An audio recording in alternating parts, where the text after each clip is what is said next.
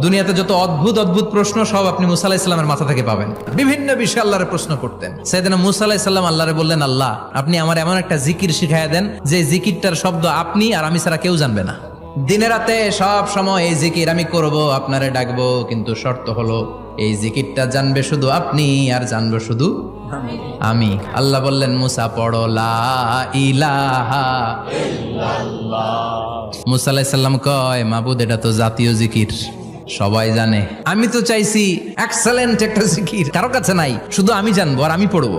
আল্লাহ বললেন, মুসা এই লা ইলাহাকে যদি এক পাল্লায় রেখে দাও, তাম বিশ্ব, সাত আকাশ, সাত জমিনটারে তুলে যদি তুমি আরেক পাল্লায় রেখে দাও, লা রাজাহাত কাফাতু লা ইলাহা ইল্লাল্লাহ, মুহূর্তের মধ্যে লা ইলাহার পাল্লা ভারী হয়ে যাবে।